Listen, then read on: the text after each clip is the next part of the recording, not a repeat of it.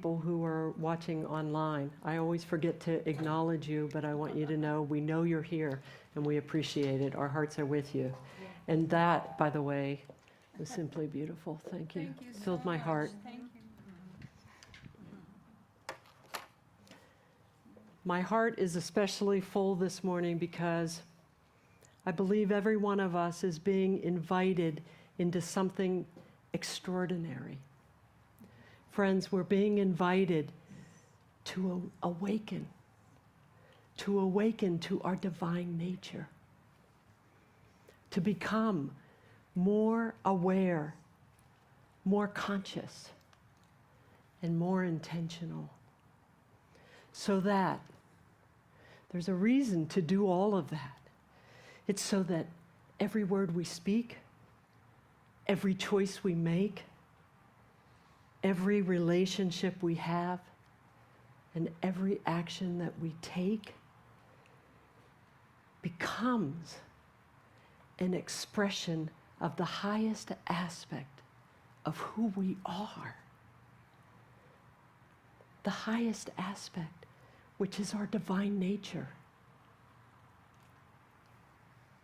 Now, we often call this living from the heart. But I wonder if we don't confuse that a little bit with living more emotionally or sentimentally, or that it means we're always calm, or we're always peaceful, or we're always loving. And those things are certainly possible when we come into and awaken our divine nature. But it may not define the experience completely, because it is about living consciously. So I'd like to start someplace a little bit different, because what I'd like us to think about is, what does it look like and feel like when we're actually living from the mind space instead of from our heart? So I just want to take a couple of minutes here and say, I'd like you to imagine a disagreement that you had with somebody you cared about, somebody that you loved, a spouse, a friend, a child, a parent, a coworker. And imagine that this conversation didn't go well, and feelings got hurt. Words were exchanged. And now you've gone off and gone to your separate corners, your separate house, whatever it is, your separate room. And maybe that evening you were sitting alone and you were replaying part of this disagreement. And there's a part of you that knows that you contributed to what happened, right? There's a part of you that knows that maybe there's something you could apologize for.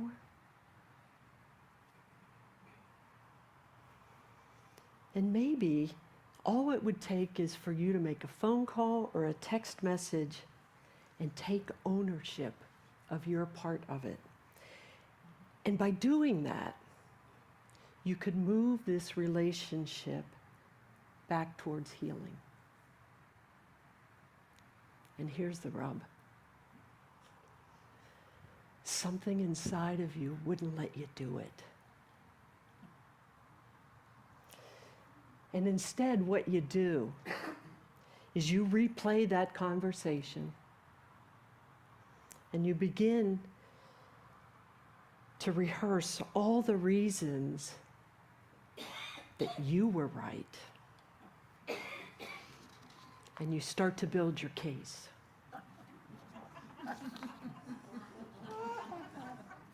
You start to gather the evidence. You remind yourself of everything they said and did that was wrong. Right? And now You've convinced yourself that if you did make that first move, if you did make that phone call, to send that text message, you've lost. Have you ever experienced that? Have you ever noticed that? And it's really a strange thing, and I'll tell you why.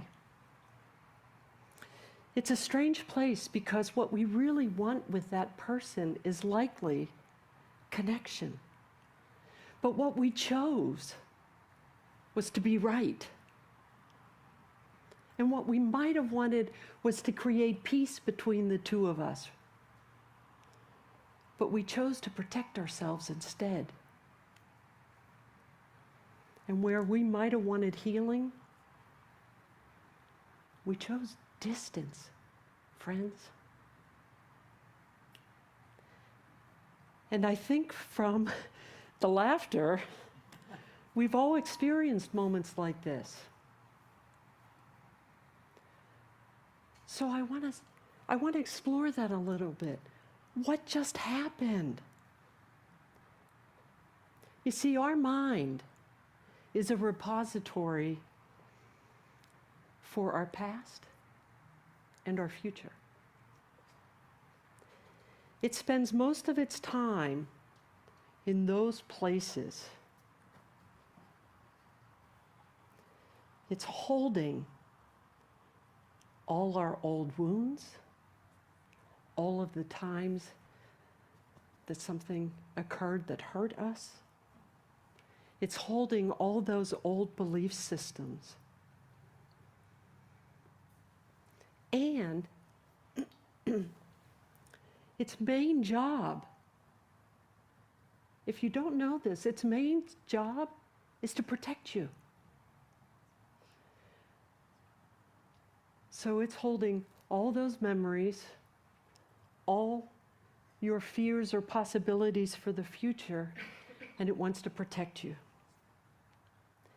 I like to call it the autopilot of the unconscious behavior patterns that are meant to protect you.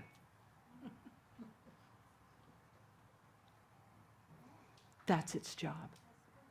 That's kind of what we were seeing in that whole thing. Because here's the interesting part. If you remember that story I just told you, there were moments where we wanted to reach out. We wanted to create that healing. And we didn't. Because we were being guided by this thing that wanted to protect you. Because it doesn't want you to be vulnerable. It doesn't want you to ever be rejected again. It doesn't want you to be misunderstood. It certainly doesn't want, in my mind, me to be wrong. So it does what it's supposed to do. It builds walls. It creates arguments. It gathers evidence. And it tells us we shouldn't move first. And that's what happens when we live from the mind. But here's the beautiful part. The heart operates completely differently. The heart operates in the present moment. It's not operating from your memory space, it's operating here and now. The heart is the seat of our divine nature.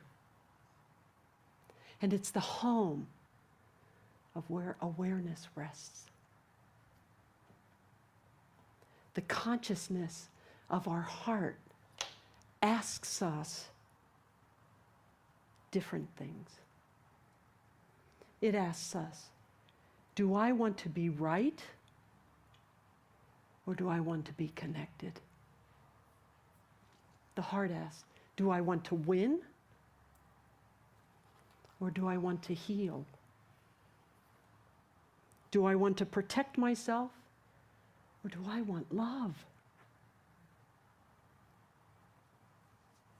These questions that the heart asks opens up all kind of possibilities for us. You see, the heart asks for different outcomes by offering different actions. The heart's the place that says, perhaps I can apologize. Perhaps I can listen to that point of view. Perhaps I can take ownership for my part. And perhaps I can choose connection instead of being right. Do you see the difference in the guidance that we get when we're acting from our heart instead of our head? When we live consciously, we begin to explore how we are showing up and from what place.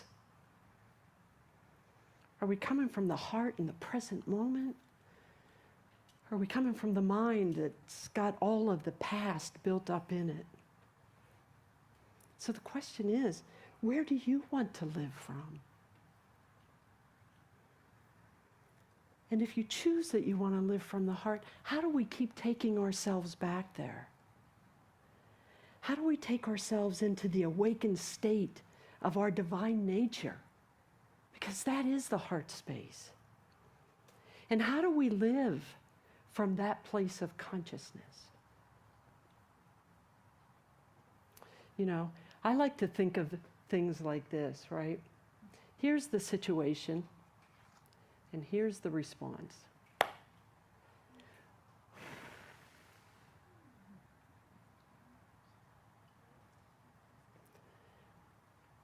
We take a breath. We breathe to allow sacred interruption. Because in that space, we can create a moment to bring ourselves back into awareness. Because here's what awareness does. Awareness interrupts the unconscious thoughts long enough for us to hear our heart. And it's here that we can begin to ask questions. The moment for conscious reflection before the response. What am I really feeling? What's stirring up my emotions? What's really coming up here? And then the question, what am I really seeking in this moment?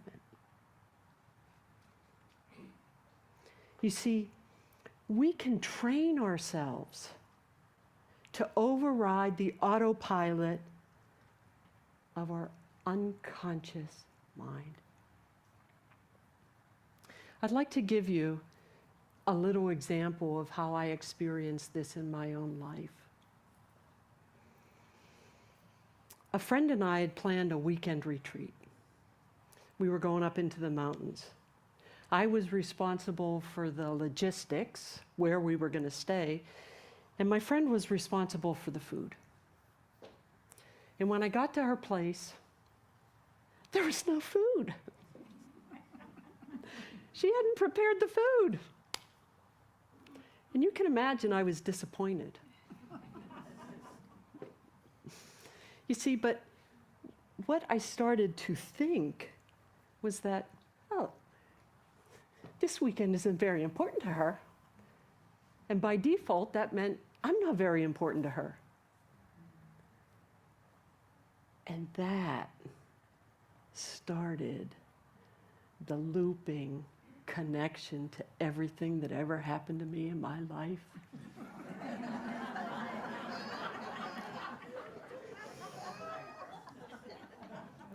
Now, the next morning, my friend said, you know what, I want to make this right. So when we go, I'm going to pay for every time we go out to eat at the restaurant. And I was like, that's great. That's really sweet, right? But guess what? That story didn't stop going through my head. You weren't worthy of being, prepared for. You're not special enough. You're not, And I have to tell you, we did the weekend trip, But it took me months to realize what was actually happening in those moments. I didn't realize that I was projecting my whole past into how I was feeling. Every painful slight I had experienced in my life, I projected on her. And I realized my mind is really just trying to protect me from one more person that might just really intend to hurt me. So I wasn't responding in the moment, but I was responding to everything in my past. You see, and then something happened. The awareness to understand what happened came slowly for me. I'm slow sometimes. But as this saying goes, once you see it, you can't unsee it. That's kind of what happened to me. And here's the good thing. Once I saw the pattern of that behavior, of what the mind does, the pattern lost its power. I started to become aware of the moments that my autopilot mind engaged. But now, awareness can finally interrupt my mind long enough so that my heart can be heard. And so it's become easier to stop the flow of thoughts, to take that breath. You know, I make it sound so easy. Took me months.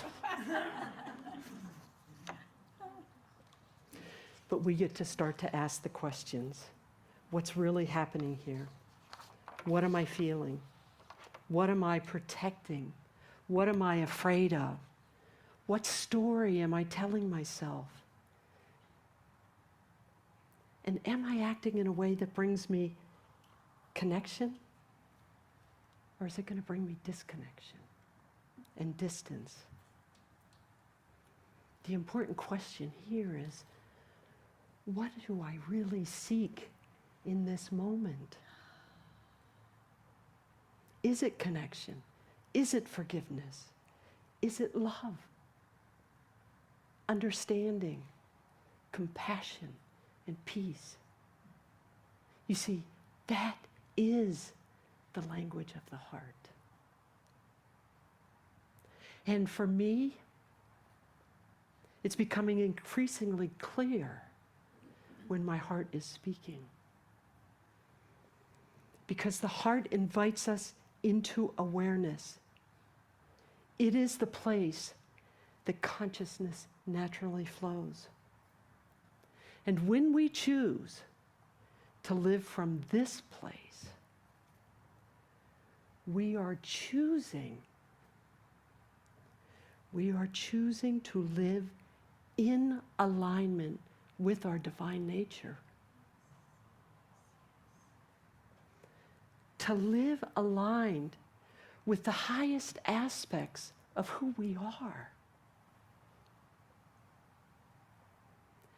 That consciousness becomes the expression of how we interact now.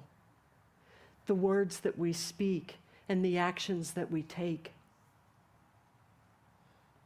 Friends, we're being invited to awaken the divinity within,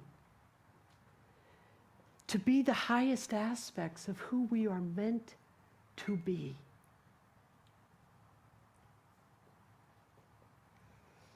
So, you know, I taught school for a couple of years. I don't know if you know that, but I'm telling you that because I have an assignment for you.